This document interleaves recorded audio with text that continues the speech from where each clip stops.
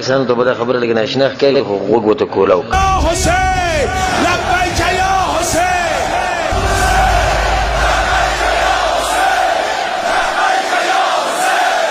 من میگم در قرآن کریم آیه نازل شده بر کفر عمر. این فاشه. اینو میگم آیه نازل شده سوره حجرات آیه 1 2 3 4 5. این کفر عمر رو میرسن به رسول خدا صلی الله علیه و سلم توهین کرده. د چا چې دغه قید د په کفر کې شک نشته چې څوک په کفر کې شک کوي هغه کافر دی. مجوس او په دوی کې یو خبره بالکل یو شان ده او هغه ده د عمر بن خطاب رضی الله عنه سره دښمنی. دوی خپل مذهب د کوم ځای نه واغستو؟ د عبد الله بن سبا اليهودي نه. د يهودي کس نه د دې مذهب هغه بنیاد یې خوده شي.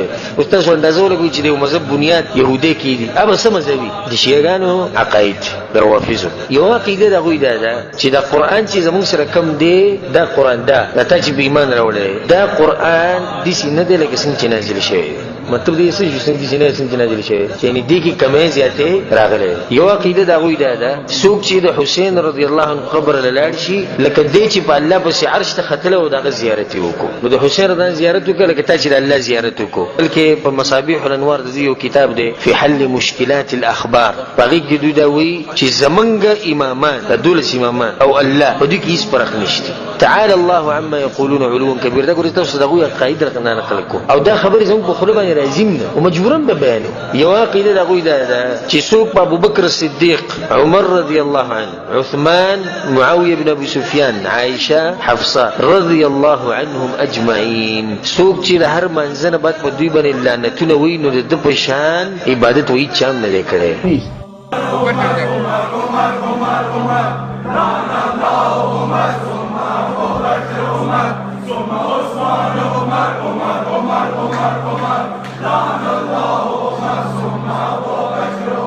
د چا چې دغه قید د په کفر کې شک نشته چې څوک په کفر کې شک کوي هغه کافر دی. زمکه په دې مخ باندې د دوی په شان پلیت قوم به تاسو ته ملاو نشي لکه څنګه چې د روافض دي. د متعین پیدا قوم او د زینانه پیدا قوم اوس حمله کوي د رسول صلی الله علیه وسلم په مرګرو باندې. خمینی خبيث یو کتاب دی الحکومه الاسلامیه اخلي چې د خوري انقلاب راوسته باغی کې هغه وی زموږ د دولس امامانو دومره اوچت مقام دی چې هغه ته نه په ملائکه کې څوک راشي او نو ته پیغمبرانو کې څوک راشي. د دې یو شیخ ته الجزائري دا یو کتاب د الانوار النعمانيه هغه کې دا خبره لیکلې ده چې ارتد الناس كلهم بعد وفاه النبي صلى الله عليه وسلم. د رسول الله د وفات نه بعد ټول صحابه کافران شي ولعياذ بالله الا اربع سواد السلورنا سلمان الفارسي وابو ذر الغفاري والمقداد بن الاسود وعمار بن ياسر. الله جبريل عليه السلام را لګل جبريل رسول الله ته ویلي رسول الله صحابه ته ویلي صحابه ته امت رسولي چې ټول صحابه مرتد شو والعياذ بالله. د دین ته کوم ځای نه رسیدل.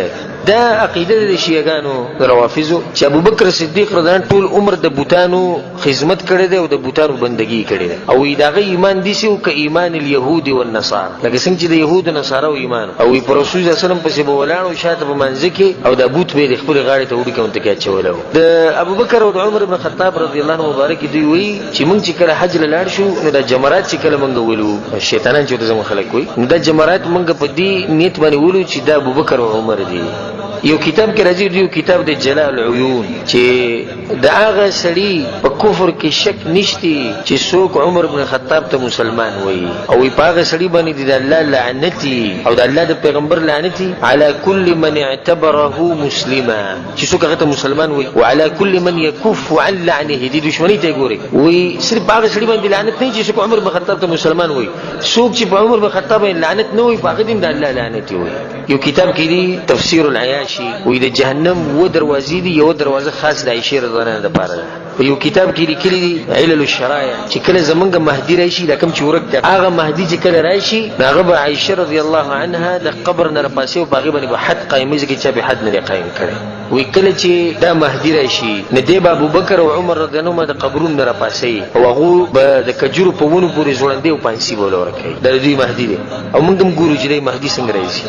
په خپل کتاب کې دا خبر کړو فروع الکافی وی د امام مهدی دراتونه مخکې چې امام مهدی هم ګرځي دا غوغه امام مهدی هم ګرځي امام مهدی دراتلون مخکي jihad دي سي حرام دي لکه څنګه چې د خنزیر غوخه حرامه ده. باز کسان ویروي روافض خدي د مسلمانانو څخه کوي تپوس کوي، د مسلمانانو تپوس کوي، د کفارو سره جنگ کوي. هغه وی دي سي حرام دي لکه څنګه چې د خنزیر غوخه حرامه، jihad وی دي سي حرام ده. نو لیونی دي چې د خنزیر غوخه خوري کوم ځکه چې ته دی ورې دي چې لیکونو دیو به کې چې دوکه ورکړي. ځکه شیخ الاسلام ابن تیمیه رحم الله سوی وی ما د زمکه په دې مخ باندې دوی په دروغجن او دوکباز قوم نه دي. دوی زموږ په باره کې سوی وی انهم اهل النار، سنیان چې ټول جهنميان دي، انجاس پلیتی هغه باندې جنازه نشي کوله، دا غوي ذبیحه نشي خوړې، وانهم اولاد الزنا، او سنیان ټول د زنا نه پیدا دي، وانهم قرده وخنازير، او دا شادوغان او خنزیران دي، ويجب قتالهم، او د دوی سره جنگ کول لازم دي، او د دوی مالونه پټول جایز دي، او د دوی خزي تختول جایز دي، او یو سنی چې مړ کې لکه سل يهوديان چې دي مړ کړو. کتاب الانوار النعمانيه کې دا خبره ده چې یو تپوس او غ تپوس ده آیا د شیعاګانو د روافض علماو به د سنیانو سره اتفاق کوي په دې الله باندې کوم الله چې سنیان بندگی کوي په دې او په دې پیغمبر د محمد صلی الله علیه وسلم په دې به دوی اکتفا وکړي؟ جواب دا غي دا د دوی امام نعمت الله الجزائری هغه سوی وی منګه د دوی سره اتفاق نشي کولای په یو الہ باندې، په یو پیغمبر او په یو امام باندې. ولې نشي کولای؟ وی د کم رب پیغمبر چې محمد صلی الله علیه وسلم او د محمد صلی الله علیه وسلم خلیفہ ابو بکری نه ناغه پیغمبر منو نو لا غرب خوازه خبره.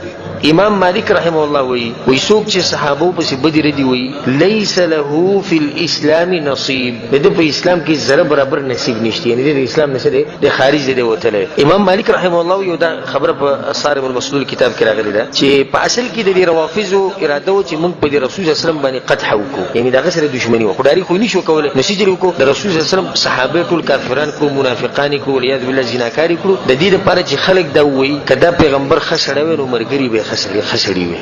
امام بخاری او کتاب د خلق او افعال العباد دغه کې دا خبره کړې ده وی کزه پر رافضی په شاته موږ کوم په يهودي او په نصراني په هیڅ فرق نشته، ټول یو شان دي.